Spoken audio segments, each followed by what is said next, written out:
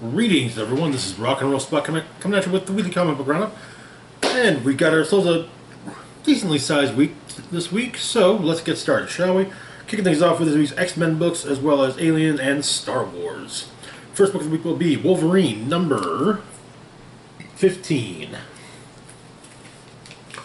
Where we left off, after the Hellfire Gala, Wolverine was investigating the theft of the Marauder. From the looks of it, the theft was perpetrated by none other than Solom, Wolverine's opponent in one of the Iraqi champions from Ten of Swords. Wolverine continued to look and ended up coming upon the Iraqi pirate. Let me see if I can. Severe Blackmore. So Blackmore tells Wolverine Solom's origin. Found him on a raid long ago in Morocco. Kid had shiny skin. They couldn't kill him, so they took him prisoner. Plan was to sell him, but he kept on getting loose. So eventually, Solom decided to, put it in practice instead. Taught him the workings of the ship, then the workings of the trade. He became a killer, a crook, a smuggler, a raider. But his tastes were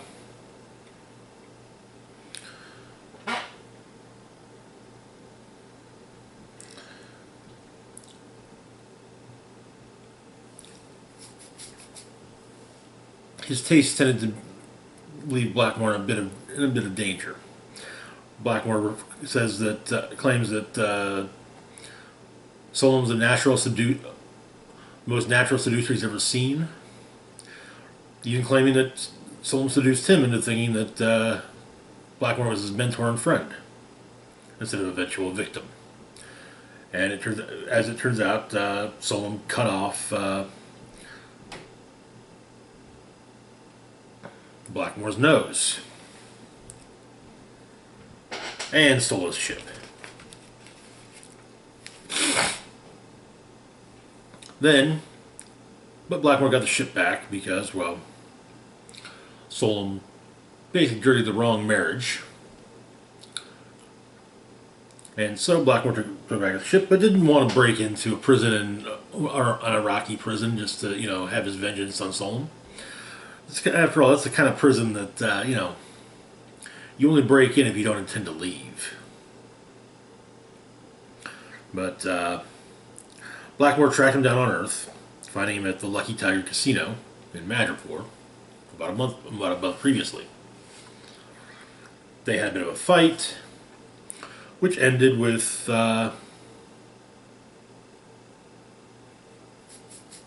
Solom basically dropping a chandelier on Blackmore's head by throwing his Muramasa blade at it.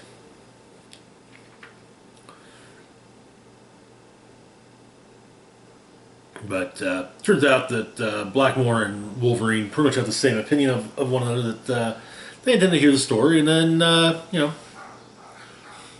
Wolverine tends to hear Blackmore's story and kill him, and well, Blackmore tends to tell Wolverine the story and then kill him.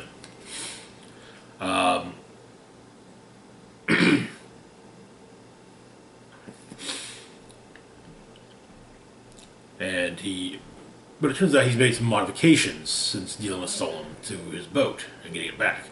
Namely, his ship now has magnetic flooring. So, yeah, Wolverine is stuck in place.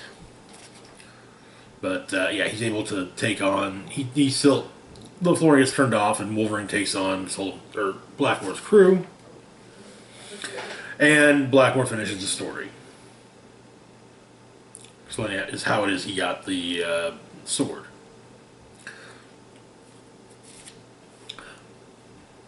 So,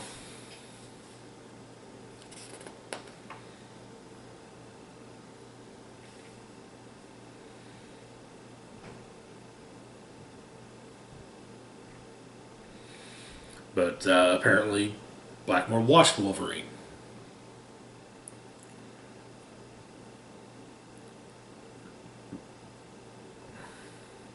And he tells Wolverine, hey, you bring Solon to me, you get the sword back. We had a logbook. We had an entry from Sage's logbook about Solon. I'll simply go over the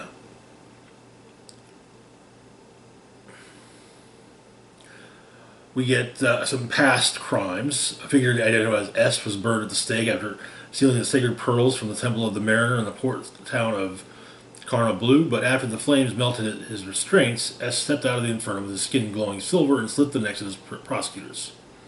Solon was named as secondarily responsible for the death of a tribal judge. He allegedly had congress with the wife, son, and daughter of M.L. Raver, and somehow convinced them to kill their patriarch in his sleep. A boy named Solon is notable for, or a bay named Solon is notable for shipwrecks and unpredictable currents. In one season, all the childbearers of Dorne, male and female, became pregnant and gave birth to silver-skinned children. The Seven Holes, the most elaborate vault in Morocco, was allegedly reached by Solon, who saw only one thing from his vast riches: a 1,000-year-old bottle of wine that fermented its grapes in the blood of the Mad Queen Vesper. It also said that Solon has been banned from every casino in Nevada and New Jersey, banned from 6 dating apps, suspected of stealing no fewer than 30 luxury sports cars with an estimated $20 million US dollars, ordered champagne for every table in the exclusive Cloud Lounge and then walked out on the tab. Some nude paintings of Solon were discovered inside the Palace of Versailles, and a mural of him was discovered inside the Louvre. He was photographed inside a skybox at the Super Bowl. The crown jewels disappeared for 12 hours from the Tower of London, after which time they were returned in a brown paper bag that read, "Now that was a fun night." So Wolverine returns to the summer house after his talk with Blackmore. He's troubled by something. He explains, there's something about the sword that doesn't sit right. Adding that Murmos is a one-of-a-kind instrument. The world's greatest swordsmith built 2, forged with hellfire to seal with his own soul. His final creations, his masterpieces, his literal life's work. Wolverine got one, Solon got the other. Wolverine's been hoping to one day unite the two. Solon wouldn't have given up the blade that easily. And Wolverine discovered that someone has stolen his blade. Someone broke into his home and stole his sword. And so, Wolverine radios Sage and lets her know they've got a mole on Krakoa. We end with a speech, kind of something of a speech, some thoughts of Wolverine's. Krakoa is a place I call home, but don't always feel I belong. Exports is a job intended to do good, but don't always feel great. Sometimes you can be part of something and still feel apart from it. That's business. Nation's been fucked with. Hellfire Trading Company's been fucked with. I'm on it. That's the job. I'll put in the time and put up a fight. But in the back of my head, I also know I can walk away any second. But this is different. Solon came into my den, the only patch of real estate I call my own. He stole something that don't even belong to me, something I'm a custodian of. And that chased my heart a raw red. Now it's personal. I'm ready to make death. And that is where the issue ends. The Stolen story will definitely be interesting. It was also really nice to learn Solon's origin. And to be fair, I chuckled a little reading all the various bits and pieces from Sage's logbook about Solon. But yeah, otherwise, all in all, it was a solid issue. Consistent. Wolverine's been consistently entertaining. Moving on to our next book, we've got Last Annihilation, Cable Reloaded. So we got 2 where we left off. First off, Cable. Kid Cable went back to the future. The old man came back to the present. The Last Annihilation. Dormammu basically turned Ego, the living planet, into an egg and possessed the entirety of a living planet. Last issue of Guardians, he popped out with basically a body to support his head. in orbit around, or out in, I want to say, Spartoy space. Yeah, and he'd already laid claim to Chitauri Prime. Since the Chitauri are not part of the Galactic Council, they didn't ask for help, and so no one knew until they went and looked. So as Kid Cable was part of Sword, well, so is the old man. But in Deep Space, he's aboard his space station, Grey Malkin 2, as he calls it, his home away from home.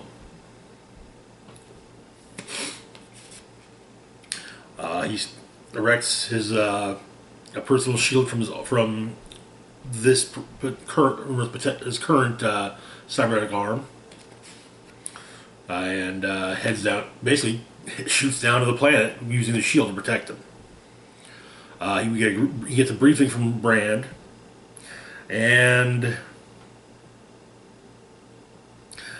we get the old man's thoughts on Brand.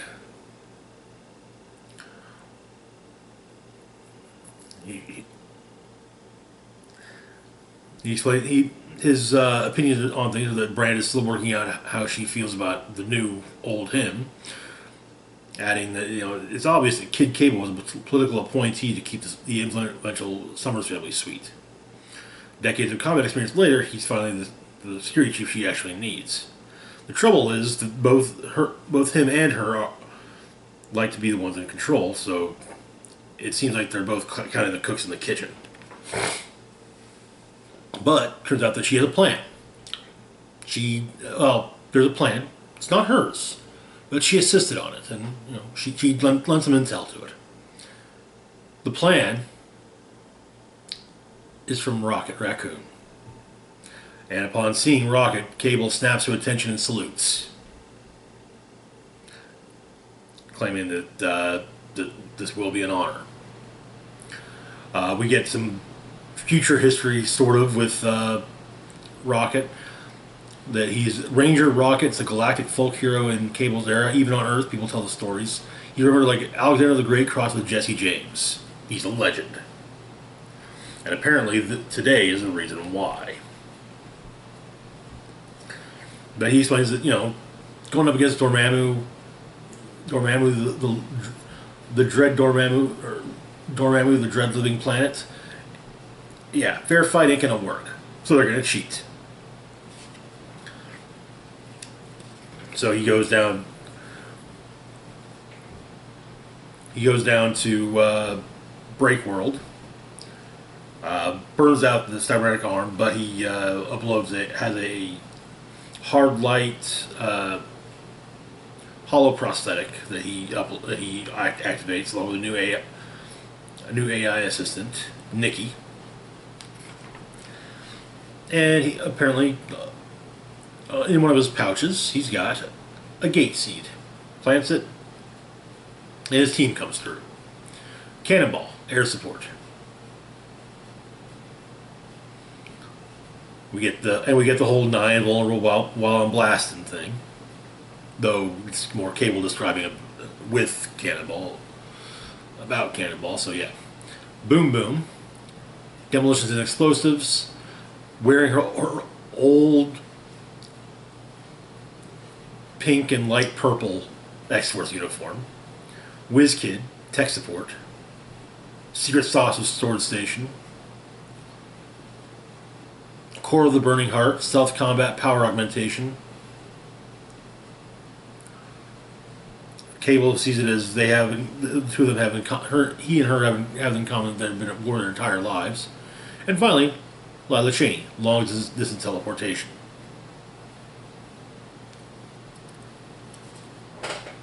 So they deal with their welcoming committee.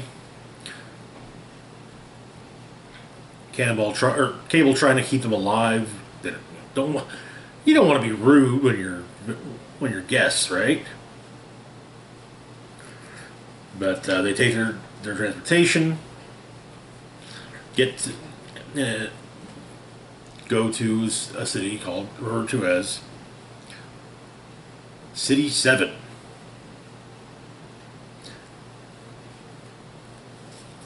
Which is abandoned.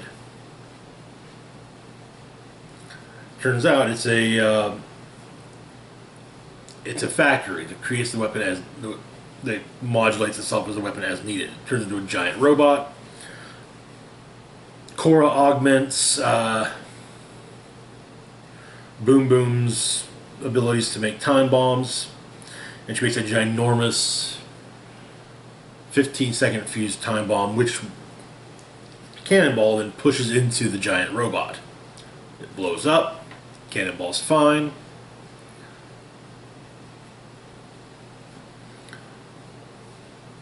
WizKid and Korra go inside, and Korra augments WizKid's abilities, allowing him to take control of the weapon, transforming into a giant gun. And now comes Lila Cheney's. What Lila Cheney does. Teleports the team and the gun back to Planet Araka.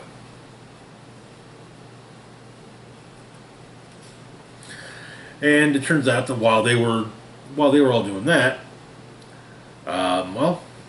Sword was using almost all the material they had left to make the bullet fired from the giant gun.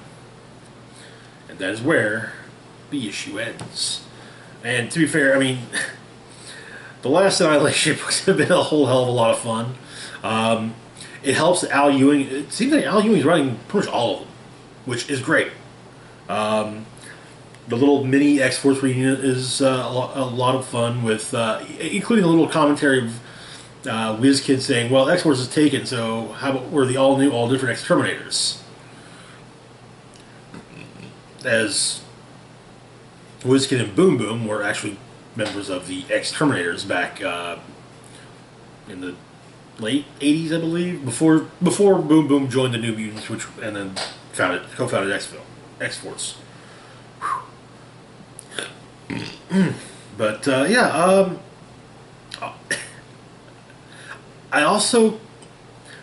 like that we are at least getting something from Cable's perspective about attitudes towards him now. You know, new attitudes towards the old man.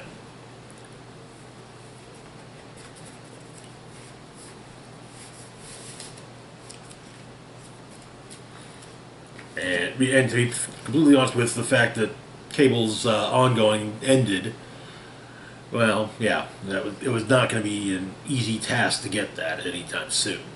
Unless it was a Cable-centric issue of Sword coming up, which, hey, maybe there will be. Doubtful, though, with Inferno coming down the pike. Moving on to our next book, though, we've got Alien number 6. Where we left off, Gabriel Cruz and Bishop had both been shot by Iris. And Danny Cruz, Gabriel's son, was going to be prepped to be taken to Earth in a cryotube.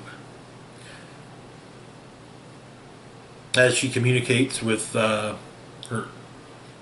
fellows, Bishop gets up and attacks her. When it wakes up Gabriel, and it's revealed that Iris is in fact an android. Or as Bishop from Aliens would say, a synthetic person. But she's fully autonomous, and but she doesn't think much of Bishop as she's lying there dying, because, well, he's not autonomous. But it turns out their plan is to unleash xenomorphs on Earth. Take over turn Earth into a post-organic world. We also get a definitive confirmation of something being canonical or not. Now, one thing I've been stating since, for quite some time, not just in the roundup when it comes to Alien, is that the Alien franchise is a bit in flux at the moment. It's unclear as to what all counts. Well, as of this issue, as of Alien number 6, Prometheus counts. With Iris adding that You know, humans aren't the first organics to leave the solar system. Everyone that does finds what's referred to as Prometheus's cleansing fire, the black oil. Explain. First, you tried to harness the fire as a weapon, like all the ones before you have done. Next, you'll try to join with it, use it to make yourself stronger, which is what the woman that Gabriel sees in his dreams is. Explaining that she's the future, the inevitable end result of the deadly little thing brought back with inside Gabriel.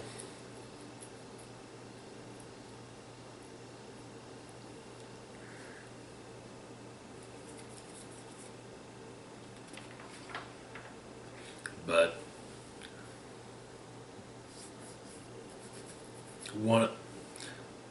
Ted Reynolds radios and basically says, tells Gabe, no, you're not you're not going to remove the embryo from your son.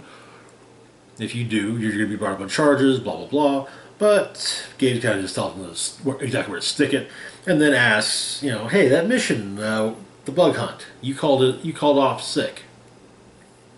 You knew what was going to happen. You know what we were doing, didn't you?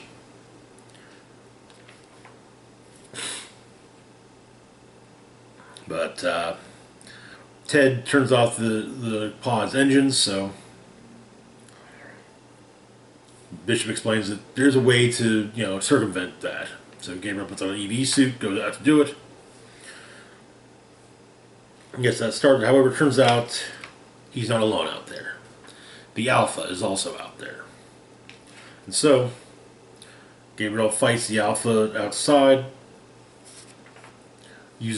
causes a small explosion, and he and the Alpha fall to Earth, burning as they go, ending the story of Gabriel Cruz. Hours later, Danny wakes up. The embryo has been removed successfully, and Bishop and Gabriel explained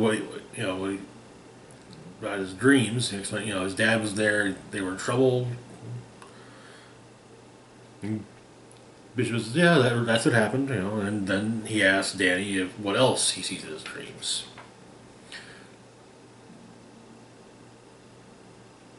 And it turns out that the cat that they rescued along the way has been impregnated with a xenomorph embryo. And that is where the issue ends. So at the last page of the issue says end chapter 1. Very interesting first chapter. It'll be interesting to see where things go. And it was nice to finally get one of the things I've been looking forward to with this is getting an idea of what is definitively canon for Alien and what isn't. Because while Alien and Aliens definitely are, I mean that the intro page of every issue of Alien has said nothing related to Alien 3. So does that count anymore? And there was also nothing concerning Alien Covenant or Prometheus. So up until this issue where we got Prometheus counts still, so I'm hoping that doesn't mean we're going to have the. I don't know. I guess we'll find out where they go from there. But moving on to our next book, we've got Darth Vader number 15. Where we had left off, Vader and his sidekick Ochi of Bestoon are working on uncovering the truth about what's going on with some things that are happening within a galaxy far along. Some things that are happening a long time ago within a galaxy far away. They know that Crimson Dawn is planning something, but what? Also, Vader's curious as to whether or not Ochi can be trusted. So,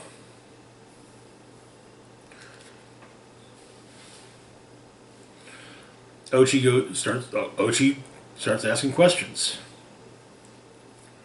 about the Crimson Dawn invitation.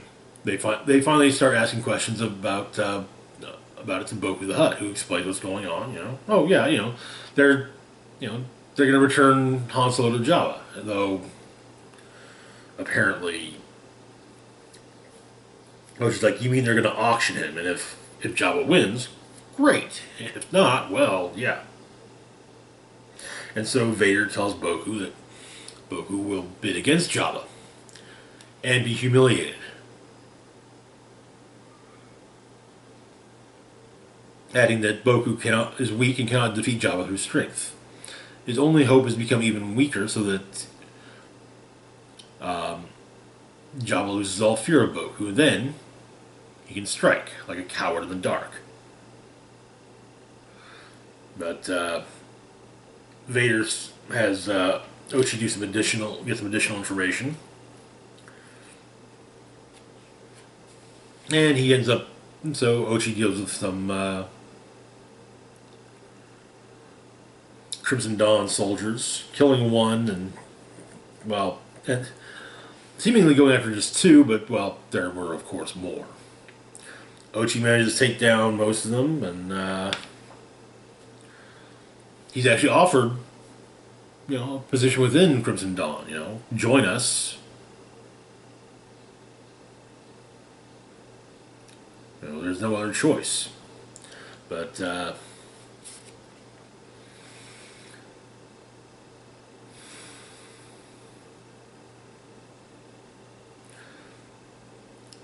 turns out Vader is watching.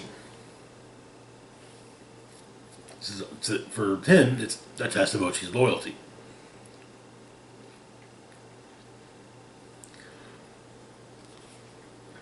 But Ochi turns down the invitation to join Crimson Dawn, kills a few more of the Crimson Dawn troopers,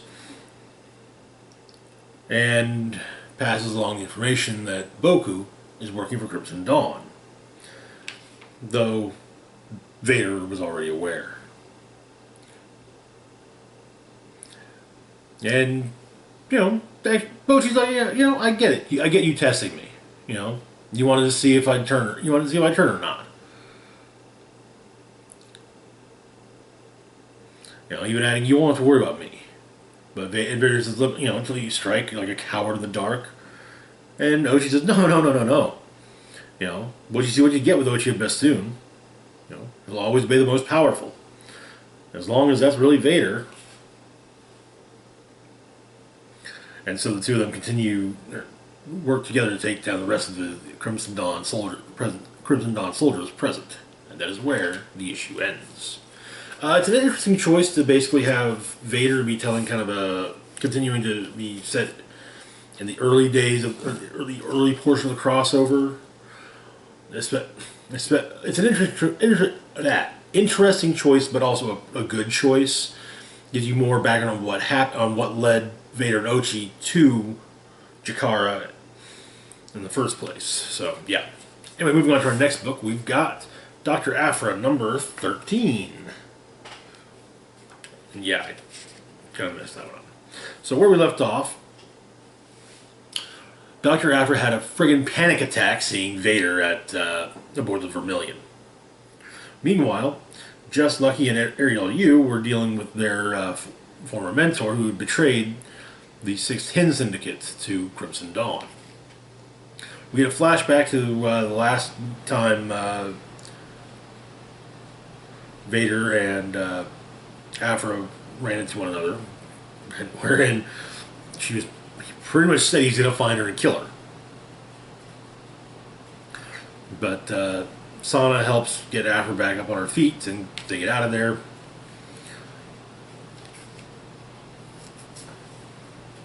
She explained what happened. She betrayed. They were looking for the base on Hoth. She didn't give him the coordinates. She lied to him, trapped him in a Kyberite chamber, stole his droids, sliced into his bookworm, remotely scrambled Imperial records, and abandoned him on a different ice planet. And Sana explains that she knows that Aphra's telling the truth because she actually does have there's something she has with her voice when she's lying, and she didn't do it just then. But they then go after their new friend, knocking her out, stealing her joy. But it turns out that the Feline, technically who's a member of Black Sun, is also working for Crimson Dawn. So they take her data crystal necklace, while Aphra tries to hack the droid. Ariel and Lucky are getting their asses handed to them by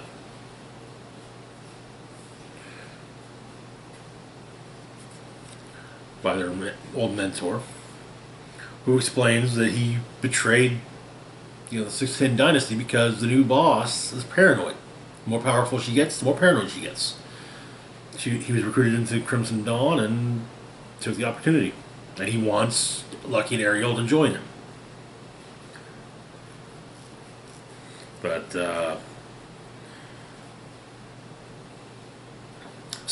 back with Sana and Aphra, Sana suggests they take the data crystals back to Dominant Tage. She's like, okay, here you go. Sorry about blowing up your brother. While Aphra says, hey, who knows what kind of loot is in this thing, and everyone aboard is extremely distracted right now. We've got the run of the damn ship. As long as we don't go to as long as we don't go back into the main antechamber.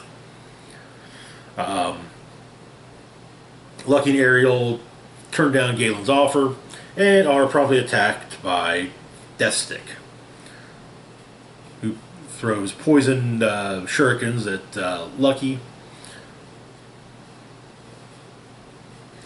And a poison dart, taser dart type, stun dart thing at Ariel U. But as they're wanted alive by Galen, she won't be killing them. Also, we learn that Deathstick is from Dathomir.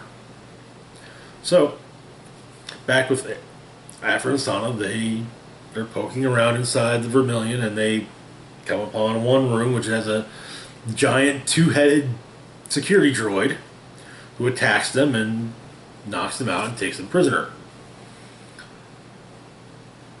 And they come to clearly as prisoners, and Aphra's no longer wearing the data crystal necklace, and that is where the issue ends. Okay, so this is a fun issue, and and for me, who before this had not read anything with Dr. Aphra, it was nice to get a little backstory on her and Vader. Anyway, that's going to be it for now. As always, feel free to like, share, and subscribe. Links to my Facebook, Twitter, Patreon, and PayPal can be found in the description box down below. This is Rock and Roll Spock signing off, saying, live long and rock hard.